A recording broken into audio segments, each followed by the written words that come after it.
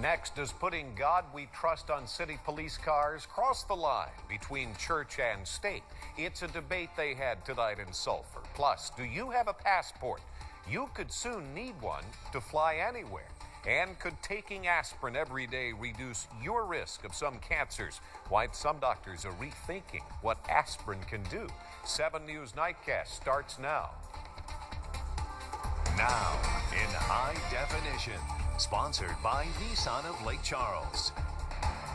This is 7 News Nightcast. Hello there, I'm Charlie Haldeman in for Cynthia tonight. Sulphur Police and Fire Department vehicles will soon be sporting new decals on them. In God We Trust decals are being applied this week, and they're not costing the city a dime. Our Jillian Corder joins us live from the Sulphur Police Department with more on this. Jillian? News.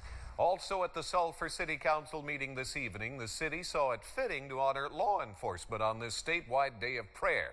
Colonel Mike Edmondson from Louisiana State Police was on hand to receive a proclamation on behalf of Louisiana State troopers. The city honored police, state, parish, and city for their continued service to the community. The city also took time to honor Trooper Stephen Vincent, who was killed in the line of duty last month. Another member of law enforcement killed in the line of duty. This time it's a Kentucky State Trooper.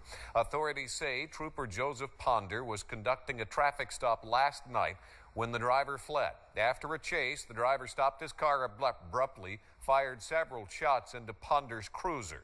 He later died at a hospital. Police spotted the suspect this morning. He was shot and killed after he refused to drop his weapon. Mississippi police say a geography instructor sought in the fatal shooting of a professor at Delta State University is also a suspect in the shooting death of a woman he lived with 300 miles away. She was found dead in Goshen, Mississippi. Police in the southern part of that state say they've spoken with the suspect, Shannon Lamb. He's told them he's, quote, not going to jail. All sides appear satisfied with the way the clerk's office is handling marriage licenses in Kentucky's Rowan County.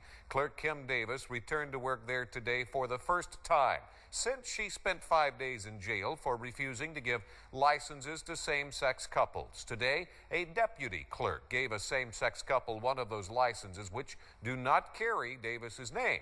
Kentucky's governor says the licenses are valid. California Governor Jerry Brown calls it scary stuff. A largely unchecked wildfire has burned hundreds of homes in communities north of California's Napa Valley. It's blamed for the death of a disabled woman. A second massive blaze in the Sierra Nevada is only 30% contained. Both have forced about 23,000 people to move out. Let's turn to weather. Chief Meteorologist Wade Hampton joining us, a return to normal. Yeah, Charlie, that means the humidity cast in just a few minutes, Charlie. All right, thank you, Wade. Boarding a plane could get a lot harder in the new year. Right now, you need your driver's license, but soon you may need more documentation. That's because Louisiana is just one of a few states, 4 of them exactly, that's refused to comply with federal law.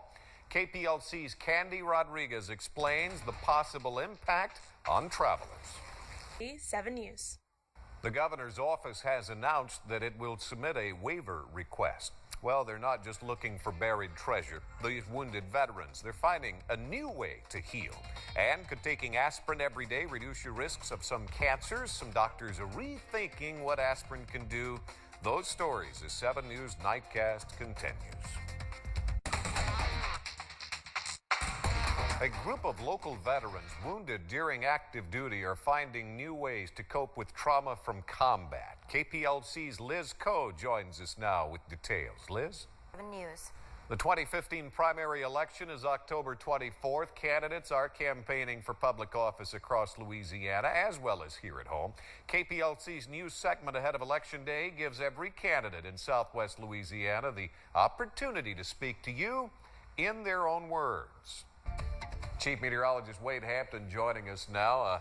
I've enjoyed the temperatures as much as anybody, but I guess we're done with the coolness for now. It's gone for now. Probably for at least another week or so. Charlie, I want to show you the time lapse. This is humid. It's going to feel like summertime, just minus the cooling showers. All right, thank you, Wade. A key group of doctors says more people should take an aspirin a day. That story as 7 News Nightcast continues.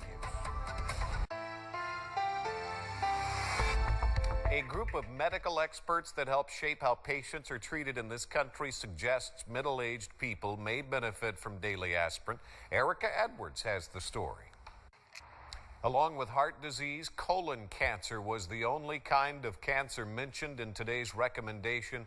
However, the American Cancer Society says there's also some evidence the pill might have a protective effect against esophageal and stomach cancers.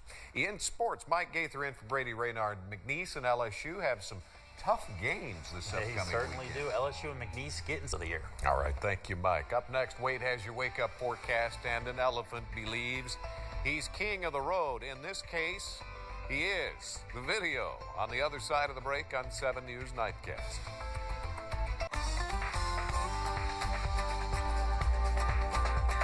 Before we go tonight, 2 men on a motorcycle narrowly escaped death when an elephant attacked them as they tried to ride past.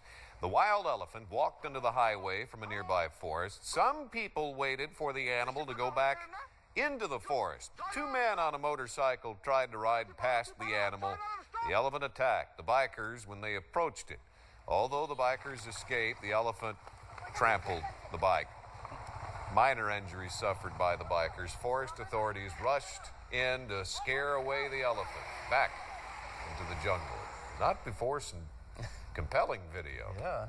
Wade Hampton, before we go. All right, in the morning, definitely not going to be. And Terry will be tracking those on Sunrise for you. Thank you, Wade. John, Brittany, and Ben are back from 4:30 to 7, and it's not the cover of the Rolling Stone, but it's close enough for John Bridges. For Mike Gaither, Wade Hampton, and everybody behind the camera, I'm Charlie Haldeman. We thank you for joining us. Have a good night.